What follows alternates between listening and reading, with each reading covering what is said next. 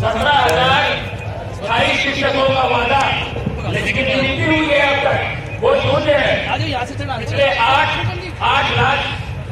8 लाख नौकरी का वादा, रिपोर्ट कितनी हुई अब तक?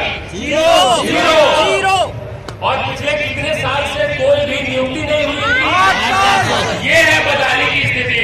तो मैं रिक्वेस्ट करूंगा, यदि बात रखेंगे आपके सामने, 2 मिनट में रखेंगे अपनी पीड़ा आपके सामने।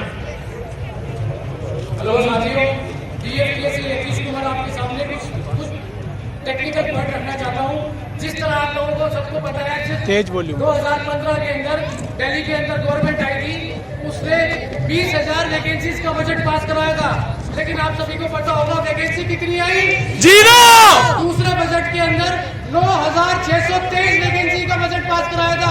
वैकेंसी कितनी आई? 0। लड़ाई कोई आम आदमी पार्टी से नहीं, हमारी लड़ाई MCD में बीजेपी से भी है, क्योंकि बीजेपी ने पिछले कई सालों से MCD में राज किया है, लेकिन 8 साल से MCD में कोई भर्ती नहीं आई है।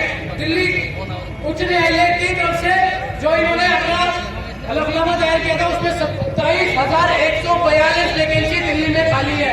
लेकिन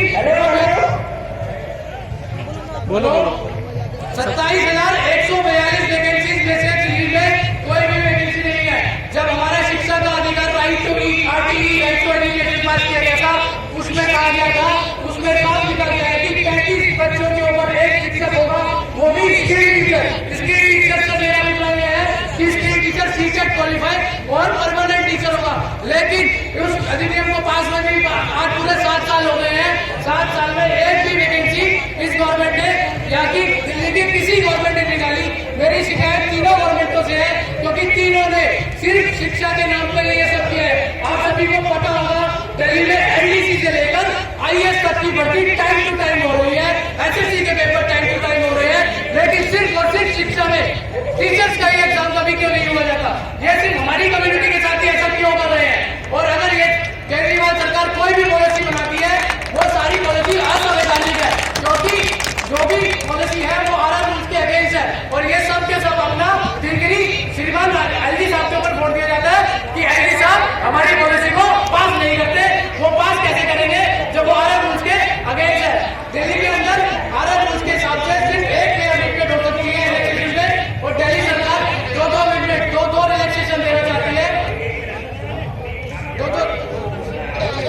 2-2 रिलैक्सेशन देना चाहती है, जो कि हम लोगों के साथ एक अन्याय है। आप समझ सकते हो 0.0 से भी मेरिट कहां से कहां पहुंच जाती है। हमारी DFPSC की सिर्फ एक ही मांग है कि एक परमानेंट वैकेंसी के लिए एग्जाम हो, और वो ट्रांसपेरेंसी के यहाँ तो कॉमन एग्जाम हो, और जिसके अंदर काबिलियत होगी, जो मेरिट में आएगा उसको नौकरी मिलेगी। धन्यवाद साथियों।